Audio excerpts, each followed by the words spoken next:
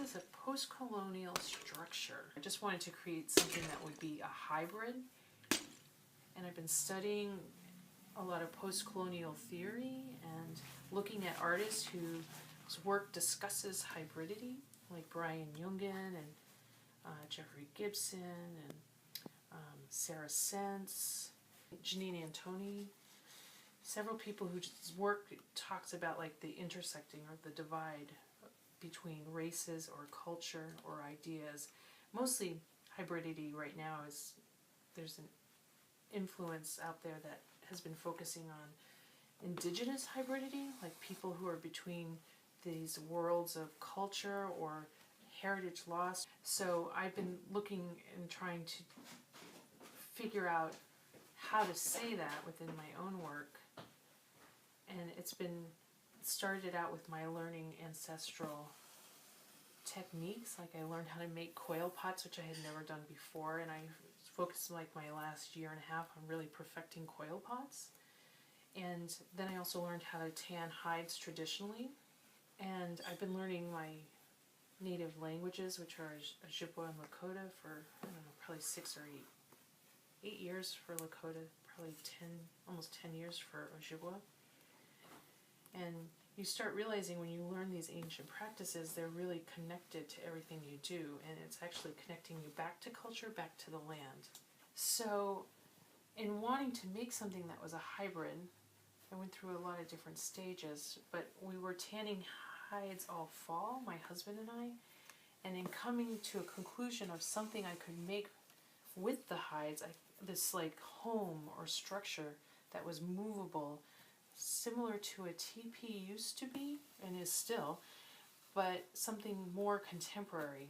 Also bridging my background of having a grandfather that started a sporting goods retailer in 1937. I grew up backpacking and camping in tents, so it was made perfect sense that I would incorporate two worlds between like the teepee and the tent. The teepee is ancient. I only have experience with teepees, setting them up when I went to language immersion at Turtle Mountain with family. I learned how to like construct one, put it together, and you can't do it by yourself. It takes about 9 or 10 people. Women traditionally were the ones that set up the structure. So I had all these things in mind. The tent just sort of came together. Originally I wanted it to be just one, and my thesis committee thought that 3 would be better because 1 is just speaks singular and of the self, but 3 would speak of community and the idea of building community and speaking about what was lost through cultural heritage because of assimilation that my grandfathers experienced. I thought that the crossing over between these two, like the contemporary tent, adding the hides, that would speak of ancient structures. I chose to use a tent that was already manufactured to put the hides over, to talk about where these two worlds come together, but also clashing. Like you wouldn't normally see the heavy hides on the tent. For me, it signifies not only these two worlds, but also my world. They're going to be displayed not right side up in the gallery, but upside down.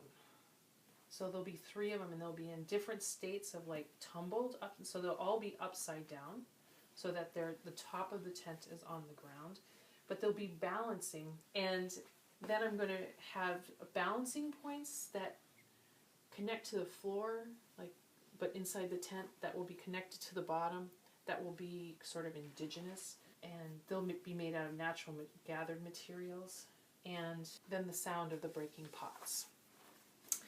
And the thought process behind this is to have the viewer think about what just transpired and why.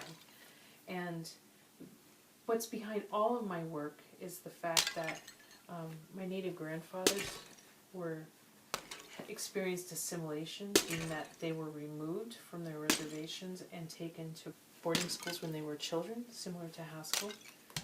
So in a way I was sort of recreating something like this, sort of like a traumatic event that of course is in this clean gallery environment, but the sound of the pots breaking and the tents being upside down to signify something has occurred, to think about the government hasn't ever apologized or made up for the fact that they did all this colonialization practices, I guess.